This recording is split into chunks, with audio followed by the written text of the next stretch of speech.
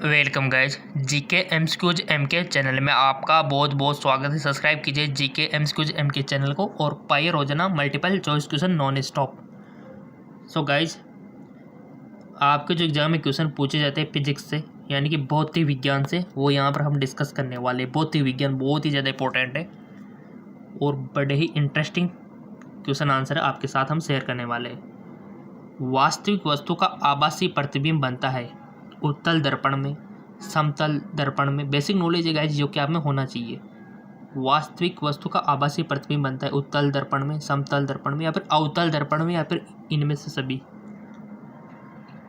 वास्तविक वस्तु का आभासी प्रतिबिंब बनता है। पहले तो आप बताओ कौन सा ऑप्शन सही हो सकता है आपके ख्याल से, आपकी नॉलेज के अकॉर्डिंग बताओ। अगर सही रहा तो आपकी नॉलेज ठीक है, अगर गलत रहा तो आपकी नॉलेज कम है। ठीक है, अब कम को कैसे पूरी करोगे? वीडियो देखो, हमारे जितने भी अवेलेबल है लिस्ट में से निकाल के ऑटोमेटिक आपकी प्रैक्टिस होगी और प्रैक्टिस से आपकी नॉलेज बढ़ेगी। नॉलेज बढ़ने से क्वेश्चन सही हो जाएंगे। ठीक है, इसका राइट ऑप्शन हो जाएगा आपका, लेट मी चेक ही कर लेते हैं, आपको बस दिखाई देते हैं इसका समतल दर्पण से। ठीक है, ये ग्रीन हो गया देखो आपके लिए, समतल दर्पण से। चलो आगे। वास्तविक वस्तु का हमेशा सीधा प्रतिबिंब बनाने वाली दर्पण होता है। वास्तविक वस्तु का हमेशा सीधा प्रतिबिंब बनाने वाला दर्पण होता है। समतल, उत्तल, अवतल या फिर समतल, अवतल, उत्तल, अवतल या फिर समतल, उत्तल। बताइए, वास्तविक वस्तु का हमेशा सीधा प्रतिबिंब बनाने वाला दर्पण होता है, तो इसका राइट ऑप्शन हो जाएगा आपका समतल, उत्तल। ठीक है, समतल, उत्तल। बढ़ो आगे। वास्तविक प्रतिबिंब की प्रकृति कैसी होती है गाइस? उल्टा, सीधा, सीधा और उल्टा, इनमें से कोई नहीं। वास्तविक प्रतिबिंब की प्रकृति कैसी होती है?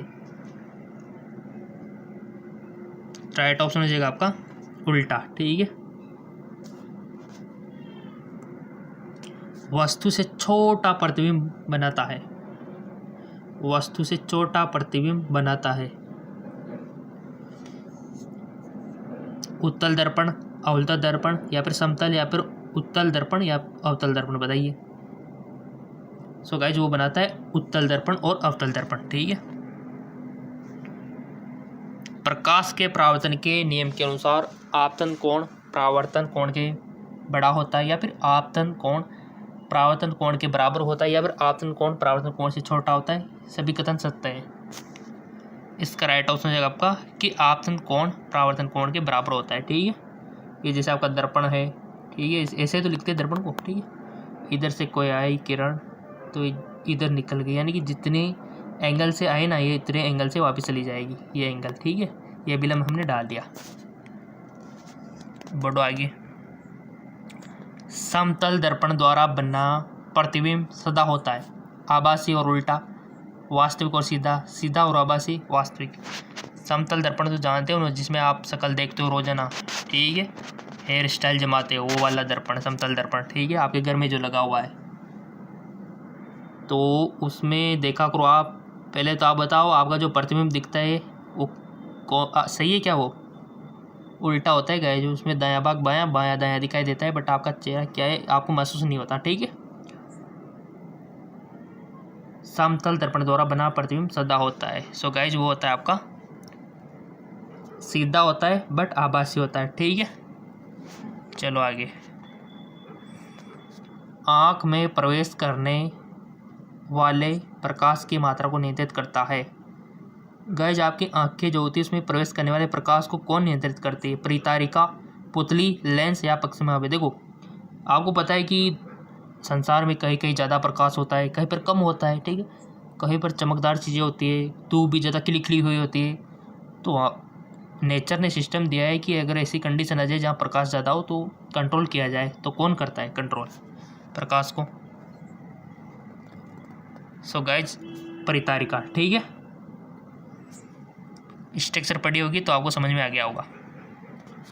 सूर्योदय और सूर्यास्त के समय पूर्व, यानी कि सूर्योदय हो गया, यानी कि और सूर्य सनसेट और सनराइज। ठीक है, सूर्यास्त के समय सूर्य का गोल दिखता है, गोलाकार, घनाकार, अंडाकार, चपटाकार। सूर्योदय और सूर्यास्त के समय सूर्य का गोल दिखता है, चपटा। ठीक है, चपटा दिखता है गाइस वो। यदि दर्पण में बना प्रतिबिंब हमेशा सीधा आकार में वस्तु के बराबर, तो दर्पण कैसा होगा?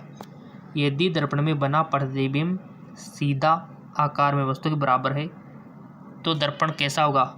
अवतल, उत्तल, समतल या फिर इनमें से कोई नहीं। अगर प्रतिबिंब सीधा है, आकार में वस्तु के बराबर है, तो इसका राइट ऑप्शन समतल। ठीक है।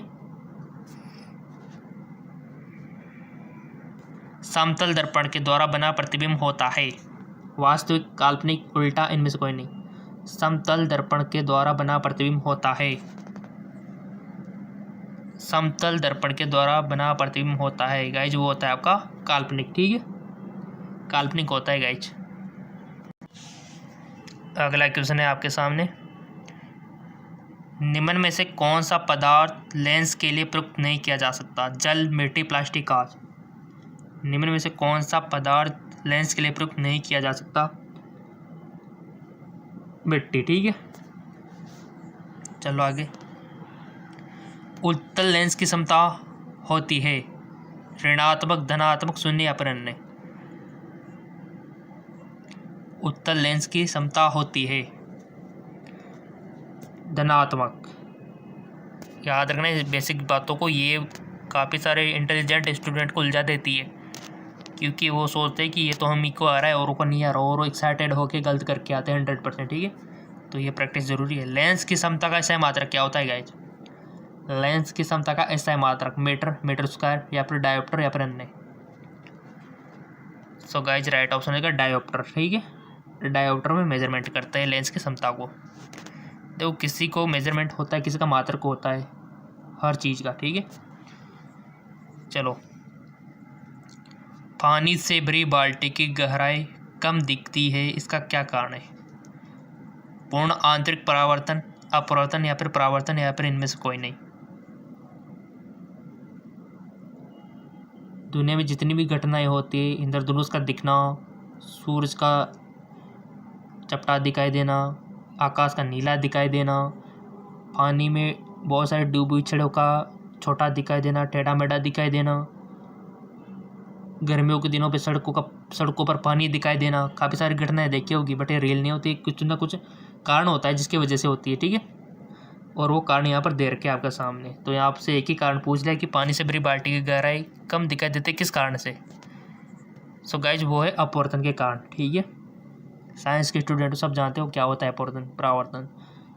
जब प्रकाश एक माध्यम से दूसरे माध्यम में जाता है तो अपने मार्ग से विचलित हो जाता है, ये सब जानते हो। ठीक है, चलो आगे। पानी में डाली हुई छड़ी टेढ़ी दिखती है, इसका क्या कारण है गाइस? परावर्तन, अपवर्तन, परावर्तन, अपवर्तन या फिर इनमें से कोई नहीं। पानी में डाली हुई छड़ी टेढ़ी दिखती है, सो गाइस इसका रीजन है अपवर्तन। ठीक है, अपवर्तन के कारण। दर्पण की चौड़ाई को दर्पण कहा जाता है, फोकस, ध्रुव, द्वारक, इनमें से कोई नहीं। राइट ऑप्शन इज द्वारक। सोलर कुकर में प्रयोग किए जाते हैं कौन से दर्पण? अवतल, उत्तल, समतल। क्वेश्चन बहुत इंपॉर्टेंट है, इंटरेस्टिंग है। सोलर कुकर में प्रयोग किए जाते हैं कौन से दर्पण किए जाते हैं, क्यों किए जाते हो तो आपको पता ही होगा। सो गाइस वो किए जाते हैं अवतल दर्पण। बहुत अच्छे क्वेश्चन है और काफ़ी बड़े बड़े एग्जामों में पूछा जाता है। रोगियों के नाक, कान, गले आदि की जांच के लिए डॉक्टर प्रयोग करते हैं कौन सा दर्पण? समतल, उत्तल, अवतल या इनमें से कोई नहीं।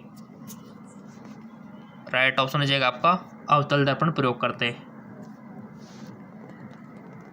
हीरे का अपवर्तनांक होता है, बहुत अच्छा क्वेश्चन। डायमंड सब जानते हो, बहुत कीमती होता है डायमंड। ठीक है, 1.77, 1.47 या फिर 1.44 या फिर 2.42 हीरे का अपवर्तनांक बताना है आपको। सो इसका राइट ऑप्शन है 2.42। ठीक है, बढ़ो आगे। मोटर गाड़ी के चालक के सामने लगा रहता है कौन सा? अवतल दर्पण, समतल दर्पण, उत्तल दर्पण या फिर अन्य। सो गाइज उत्तल दर्पण लगा होता है क्योंकि उनको काफ़ी सारा एरिया देखना होता है और छोटा देखना होता है। ठीक है, तो उत्तल दर्पण उसमें लगा हुआ होता है। अगला क्वेश्चन, टॉर्च में किस प्रकार के प्रकाश पुंज की प्राप्ति होती है? समांतर प्रकाश पुंज, संतृप्त प्रकाश पुंज, असंतृप्त प्रकाश पुंज या फिर सभी कथन सत्य है? सो गाइज संतृप्त प्रकाश पुंज। सामान्य नेत्र की रेटिना पर बनने वाला प्रतिबिंब होता है। सामान्य नेत्र के रेटिना पर बनने वाला प्रतिबिंब होता है आभासी और सीधा, वास्तविक सीधा, वास्तविक उल्टा, आभासी उल्टा। बताइए, आपके जो नेत्र है ना उसके रेटिना पर बनने वाला प्रतिबिंब होता है। बहुत अच्छा क्वेश्चन है। सो गाइस वो होता है वास्तविक और उल्टा। ठीक है, ये बनता है आपके रेटिना पर। याद रखना, गार्ड बांध लेना, क्वेश्चन बन सकता है। और क्वेश्चनों की तो कोई भी कमी नहीं छोड़ रखी। ये क्वेश्चन भी कम लग रहे हो ना आपको, तो हमारा एक और चैनल है जेके लोन जॉब चैनल, लिंक नीचे दे रखा है, कोई दिक्कत वाली बात नहीं है इसका, जेके लोन जॉब चैनल का। वहाँ पर भी फिजिक्स, केमिस्ट्री, बायोलॉजी क्वेश्चन आपको मिल जाएंगे नॉन स्टॉप डेली। ठीक है, नेत्र लेंस में समायोजन की क्रिया होती है आयरिस द्वारा, नेत्र लेंस द्वारा, सिलरी पेशियों द्वारा, कॉर्निया द्वारा। राइट ऑप्शन सिलरी पेशियों द्वारा। ठीक है, वीडियो तो रेगुलर हम आपके लिए अपलोड करते हैं, कोई भी ना तो संडे को छोड़ते ना मंडे को, हर दिन अपलोड करते हैं। कोई वैकेंसी, कोई वेकांट आ जाता, हॉलीडे आ जाए तो उस पर भी अपलोड करते। कोई मान लो त्यौहार आ गया, हम तो अपलोड करते, बट स्टूडेंट फिर क्या है त्यौहार मनाने में लग जाते तो हम भी बोल देते चलो भाई ठीक है। बट अगर आप चाहते हो तो 2-2 वीडियो भी डाल दें हम तो। ठीक है, किसी नेत्र का निकट बिंदु है गाइज 2.5, 25 सेंटीमीटर, 2.5 मीटर या फिर 3 मीटर। तो राइट ऑप्शन हो जाएगा आपका 25 सेंटीमीटर। ठीक है, आँख की पुतली किस प्रकार का कार्य करती है? परिवर्तिक द्वारा या फिर दृढ़ तंत्र की भांति, पुतली की भांति। तो इसका राइट ऑप्शन हो जाएगा आपका परिवर्तित द्वार की भांति। और लिंक नीचे दे रखा है इंस्टाग्राम, फेसबुक का।